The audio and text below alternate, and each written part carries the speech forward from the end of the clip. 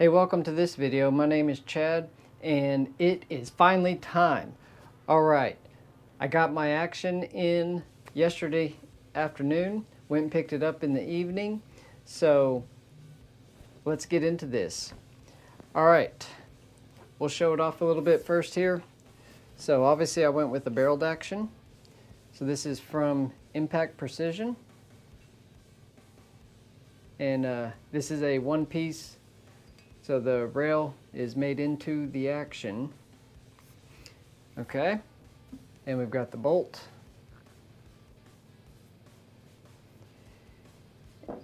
And it is a pre-fit type action. So I went ahead and ordered the action wrench. I figure I don't need it right now, but I will need this in the future. 6 Creedmoor is apparently one of the hotter rounds.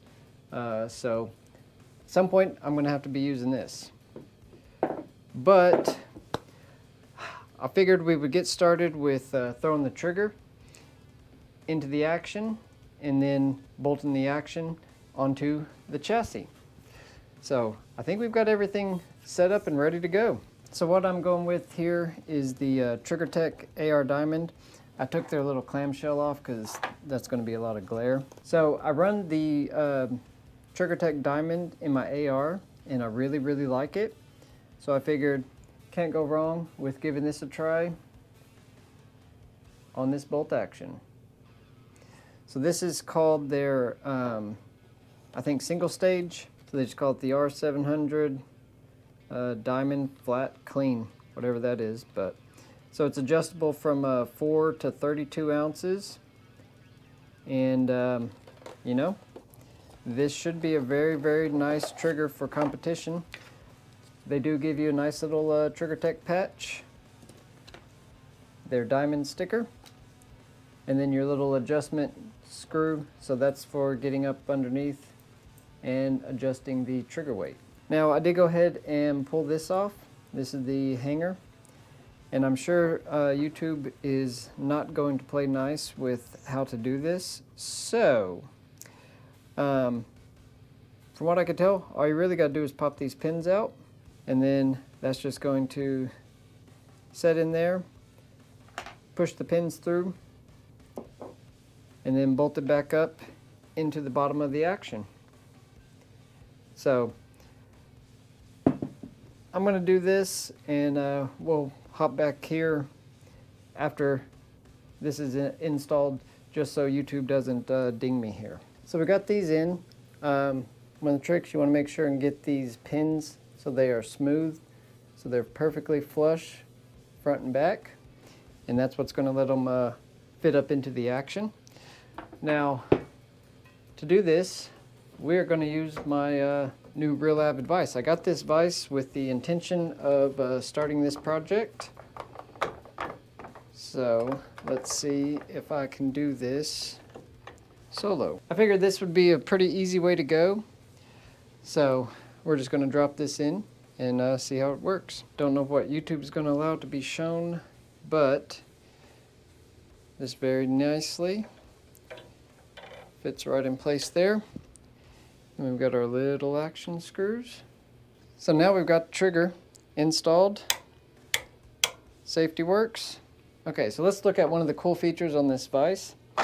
So if I want to do something with soft clamps instead of locking in on the hard clamps there, and just turn these around. So we're just going to drop this. Okay, so that should be solid enough that I can get a good mount on it. If I need to change positions, I can unlock it here and just move around where I need to be. I know I'm going to need to get up here, so let's go right about there. And then we're locked back in place. Definitely a solid build. It's got some lines on it so you can get evened up, and with this little guy you can tilt slightly. So kind of cool. There's a lot of little features on this that make it a pretty handy little guy. Okay, so let's do this. We're going to drop these action screws. So we're going to drop this down in here. And it's got a spot for the recoil lug up there at the front. I need to make sure that I have enough play that I can wiggle it forward and back a little bit. To do this properly, you want to pull the action back towards the rear. So I was thinking to do that, I'm going to kind of cheat. I'm going to tilt this up. So that should give me some, use a little bit of gravity in my favor. And then tuck up against my leg. I'm going to pull down. So we'll just look at all the neat things. So one of the cool things about this, it comes with this little driver. You can pop in here. So if you are in an awkward position, kind of like this,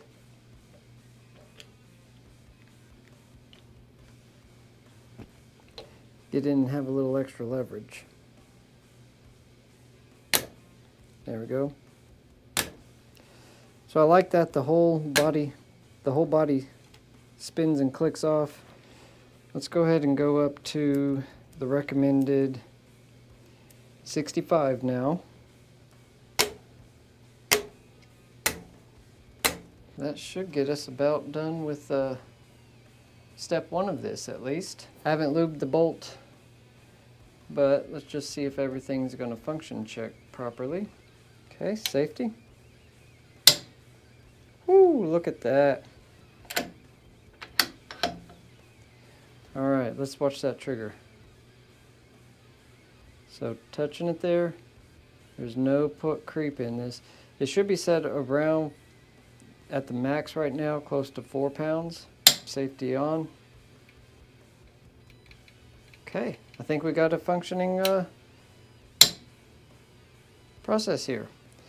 So, part one, we're in good shape. We're going to go ahead and finish this up.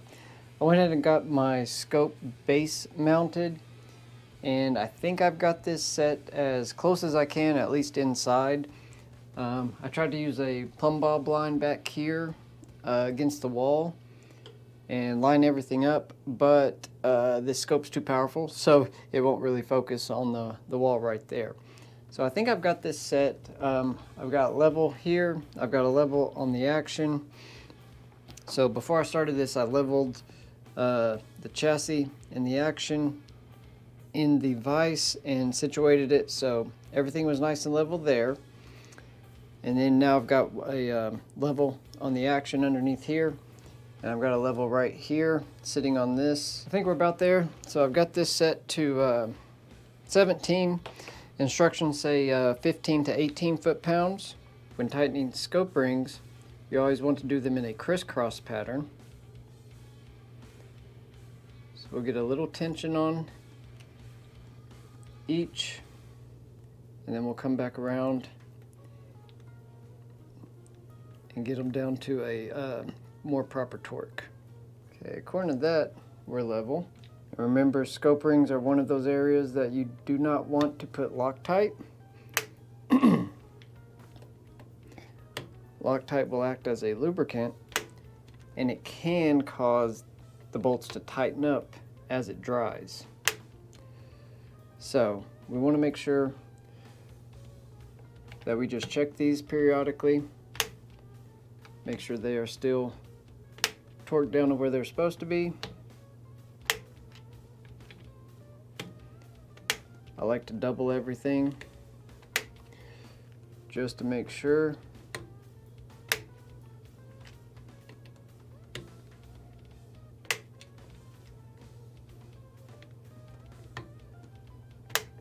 Okay. So we should have our scope, mounted level. Next thing is going to be muzzle brakes. So I think it's going to be better to work from this other direction.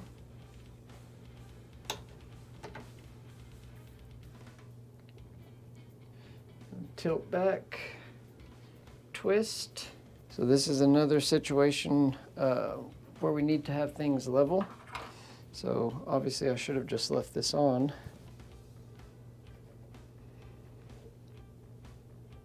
Okay, that should get us pretty close.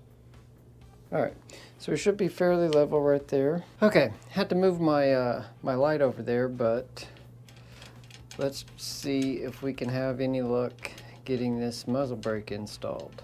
Alright, so I've watched a few videos on it. So it's got a like a shrouded locking collar here. So the trick is apparently to thread on and then use this lock and the set screw that's on it instead of using shims to time it. Okay, so obviously that's not in the correct position. So we're going to want to be here. So we're going to take a little hex key, loosen that, and then tighten back up there. And now this is twisting separate from the brake. So we want to get, it's kind of a trial and error. So I want to get to where we have a little bit of space so that when we tighten up, it is going to get into position. So let's try there. And go ahead and lock that set screw back down. Supposedly just needs to be finger tight. Or I gave myself too much space.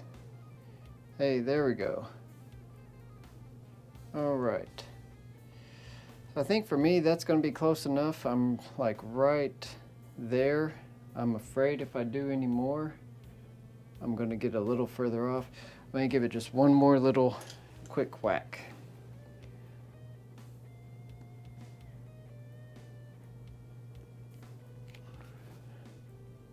So I think that's going to be pretty close for me, especially for my current skill level, which is 0.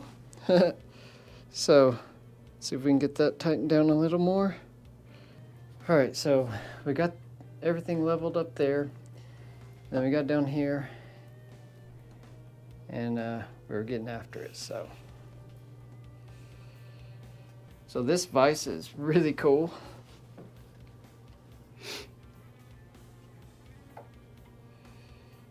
All right, so we got one more addition, actually three more things to throw on here before the weights. So I cleaned this off before I fiddled with the scope, but I want to give it another cleaning right now. Since this is in 6 Creedmoor, and it is supposed to be somewhat of a hotter round, I got this pack of barrel strips from Creedmoor Sports. So I think I'm going to go back up to the action, and I'm just going to roll them up underneath there, and that should give me a good location to keep an eye on this. So I got a little book also to keep track of how many rounds I have on this barrel. Ideally,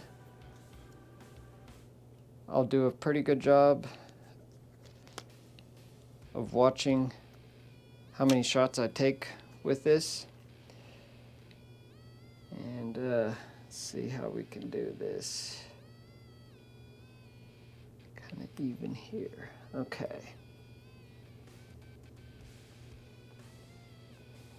so hopefully that's fairly straight.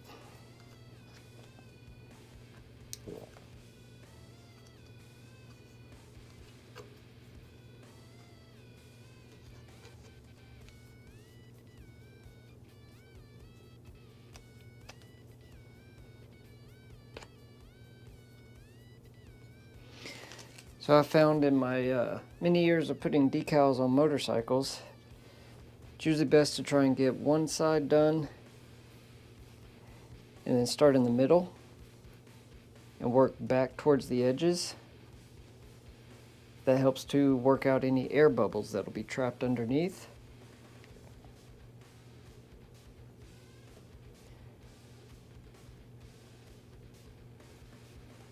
Alright, so we're going to get some good pressure. Cover the whole strip. And get your finger down here. Try to get as much of that pressed down with some pressure as you can. So if you can push on every section of it, it is going to help it to adhere better. And that goes for pretty much any kind of stickers. I have things that have stickers that are over 20 years old on them, and they're still going good. Okay. So my idea with this is I want to see, like, 10 rounds, how hot am I getting? I want to stay, while I'm learning all this, in a controlled temp area. Hopefully that will let me try to get as much life out of the barrel as possible. And I'm shooting for at least 2,000 rounds, but we'll see what happens once I get to loading my own. All right. So in their instructions, they just say to apply to barrel using firm pressure and then allow a few minutes for full adhesion. By the time I get out to where I'm going to be going this afternoon, we should be good and well set up. So these are from Creedmoor Sports, and they come in a little 3-pack. I think it's, I've never used something like this, but I'm pretty sure it's going to be a good little investment just for the long life durability of everything. So keeping with the theme here, I also went ahead and got the MDT, I think this is the Ckye Pod. So MDT chassis, we'll go ahead and use their Bipod. So I think all I've got to do, loosen this guy up, and then we can get on here to the Arca rail. Obviously I don't know where I'm going to need this set up yet. We'll just go here for now. No, let's go a little further back. Kind of want to have my legs behind the muzzle for now. And I don't have a lot of weights, but I do have the buttstock weight. If this puts a lot on the front, I can throw a little weight on the bottom of the buttstock, and we should be in good shape. But that should allow me to adjust angle, deploy, pull, and retract as needed. I've got it set so there's no cant. You just got to loosen up this set screw at the end here, and I can allow it to cant if I need to. Yeah, so that is adding some weight to the front there. So yeah, we're going to go ahead and throw the weight back here. So this is the MDT spare round holder. So I've got it set up according to the instructions with the 2 washers, 1 O-ring, and we're going to try using the mounting place that they provide. If for some reason I don't like this, it does come with M-lock slots, so I could move it forward, or M-lock mounting nuts, so I can move it up onto the further up on the chassis if I need to. I mean, if they designed it to work with this, ideally this should work just fine. So I'm going to push forward, and then they say to take your rounds and mount them in. That way you can set the tension on it. This will be like setting the tension on a holster. You got to kind of trial and error it until you see what kind of tension you want. That one comes out good. Let's go, baby, just a skosh more. I think we'll go with that for now. We'll adjust it as needed in the future. Okay, so let's take a look at this weight. So we've got to take the screws out of it. And then the idea of this is, with the chassis like this, you can tune the balance of the rifle. So after putting the bipod on, I wanted to tip forward. So we're going to use this, and it should just fit right inside here. Then we've got to try and get these screws in place. So this will be fun. I will say this is going to be one of those times when it's nice to have this little light.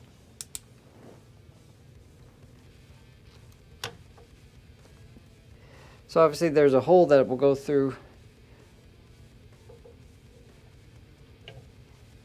and line up with the weights there. We'll just say ta-da! I think we've got it about done. So we've got just the last little thing left to do, and then we're off to the range. So last thing is going to be getting our bolt ready to go. So we got it all cleaned up, nice and pretty. I've watched a couple lube videos. Apparently all you really need to do is get lube here on the lugs, and then a little back here where it locks down. So we're going to give this a try and see how it works. I'm going to give this Lucas gun grease a try. I've not used this yet, but I really like their oil, so I think this will work out pretty good. So we want to get just a dab. So we've got just a little bit on here. It's got some of that liquid when it first opens up. So I want to just work this around here. So we want to keep it just on the bolt, but not down on the face of the bolt there. Should be pretty good. And just put a little bit on my finger and hopefully not overdo it, but I want to get a little bit in these grooves here. Just some on this the body. I've got to learn all the proper names for this. I don't know if it seems kind of like, you know, a bolt carrier, but that's not it. I think it's just the action bolt. But I'll learn all the proper names and everything as I go along here. A lot I have seen says you don't want to overdo it, but you really don't want to get any up here into the firing pin channel.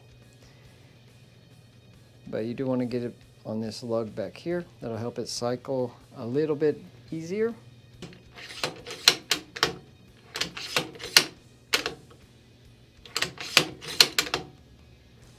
Well, there it is. I think I've got all the assembly at least done. So I think it's looking pretty good.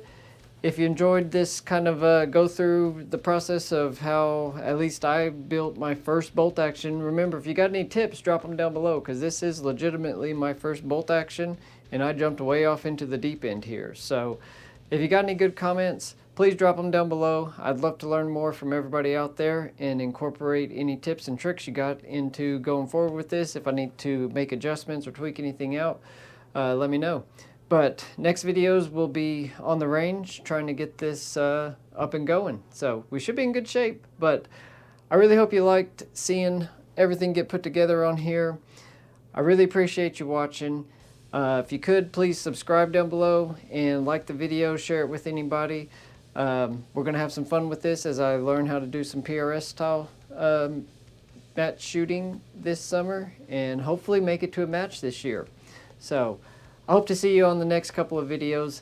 Thank you for stopping by and watching this one, and have a great rest of your day. We'll see you. Bye.